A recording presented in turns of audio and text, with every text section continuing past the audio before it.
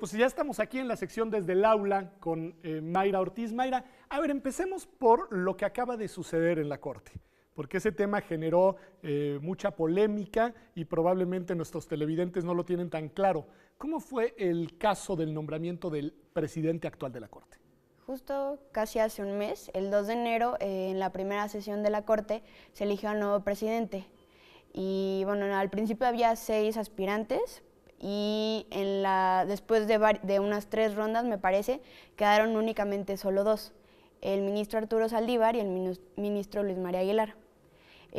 Fue histórico porque existieron 32 rondas de votación para poder lograr... ¿Cómo fue esto posible? 32 rondas de votación, quiere decir que se empataron los ministros 32 veces. ¿Cómo explicamos esto?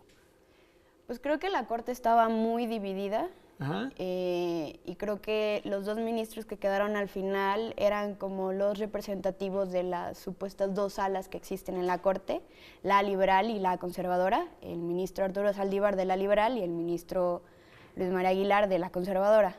Tiene que ver mucho con el proyecto que tienen ellos. Arturo Saldívar, creo que en su proyecto para la presidencia, hablaba mucho de la implementación de los derechos humanos, de la reforma penal. Bueno, de la reforma penal hablaban todos, y el ministro Luis María Aguilar se concentraba mucho sobre el Consejo de la Judicatura, como de la administración del Poder Judicial. Eso es interesante porque uno de ellos, Arturo Saldívar, es de estos ministros que se llaman o se dicen externos porque no hizo carrera judicial, y en cambio el otro ministro es un ministro que empezó su carrera desde muy joven adentro del Poder Judicial. ¿Tú crees que esto de alguna manera gravitó en esta división también? Sí, creo que definitivamente, probablemente fue lo que pesó más. Sí, se dice que el ministro Aguilar lleva 40 años en el Poder Judicial y el ministro Saldívar únicamente los que lleva de ministro de la... O sea, que es un nuevo, digamos, en la Suprema Corte. Algo así. Y también me parece que tiene mucho que ver con la concepción de la Suprema Corte. La Suprema Corte en México es a la vez un tribunal de casación y un tribunal constitucional, es decir, que revisa casos y que interpreta la Constitución. Entonces, me parece que la interpretación del Tribunal Constitucional normalmente debe ser un poco más amplia y los tribunales de casación deben ser un poquito más estrictos porque están llevando temas meramente jurídicos, solo jurídicos, y que deben ser muy, muy estrictos en la interpretación. ¿Y tú dirías uno de estos 2 ministros, el actual presidente, es más un juez de casación que un juez constitucional y Arturo Saldívar lo contrario? ¿Sería tu opinión? Me parece. Sí, digo, porque sí, lo dejaste ahí, digamos, en el aire.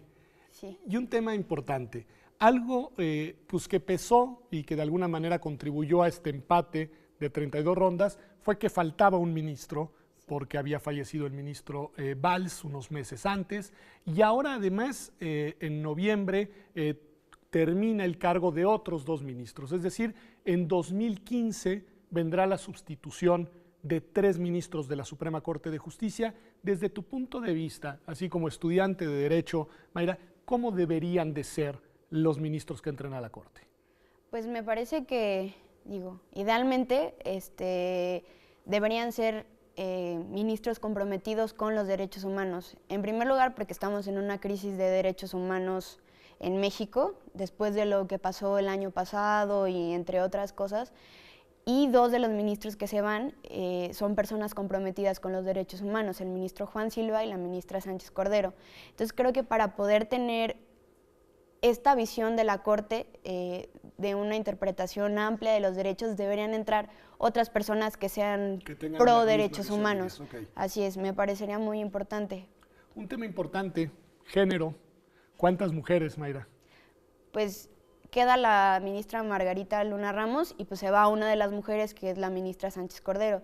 Y de hecho estaba leyendo que ha habido 500 ministros hombres y en la historia de la Suprema Corte solo ha habido 10 mujeres, son muy, muy poquitas.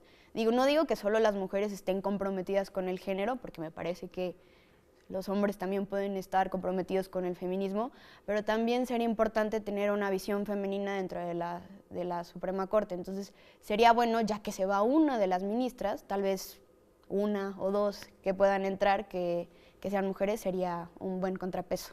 ¿Cómo explicar? Nada más me dio curiosidad, yo no conocía este dato que me dices de 500 a 10, es una cosa impresionante. ¿Cómo explicarlo? ¿Cómo explicar que en la historia del Tribunal Constitucional mexicano hay una mayoría tan abrumadora de jueces de sexo masculino? Me parece desafortunado, pero no muy sorpresivo. Okay. También en las escuelas de Derecho, muchos profesores me han dicho que hace 30 años había 10 mujeres y 100 hombres en cada grupo. O sea, la disparidad era impresionante. Y también para una mujer que se supone que en un rol muy tradicional no debería trabajar y para llegar a ser ministra de la Suprema Corte es tener una carrera impresionante y estar muy comprometida con la carrera. Entonces me imagino que por eso y también, o sea, tal vez desde de la presidencia o del Poder Legislativo no consideraban a las mujeres como aptas para esto. Digo, las ministras han probado todo lo contrario porque me parece que... Sí, son muy solventes y con posiciones sí, con las que uno puede estar de acuerdo o no, pero no se les puede negar seriedad en su... Claro, y compromiso. Entonces me parece que o sea, que esa fue la razón de que hubiera una disparidad impresionante. Las cosas me parece que están cambiando, entonces tal vez en esta nueva elección podría haber una mayor cuota de género. Y tú, bueno, lo deseamos, digamos, pero pues no sabemos. Pero a ver, el presidente Peña tiene que enviar 3 ternas. Sí. 3 ternas. ¿Cómo las equilibrarías? Gente de dentro, gente de fuera, dices ya gente con orientación hacia los derechos humanos. Son 3 ternas, son 9 nombres, y en una de esas caen en la tentación de repartirse un ministro por cada uno de los 3 grandes partidos políticos. ¿Qué opinión te merecería esto? Pues me parece que, o sea, que se debe, yo sé que los partidos políticos pesan mucho, pero que se debe demostrar el verdadero compromiso con el país y con la coyuntura que estamos viviendo y pues elegir a la persona más preparada y que tenga compromiso con los derechos. Creo que el presidente Peña, a partir de la crisis que se está viviendo, debería demostrar un compromiso con los derechos humanos a partir de la nueva elección de los ministros de la Suprema Corte.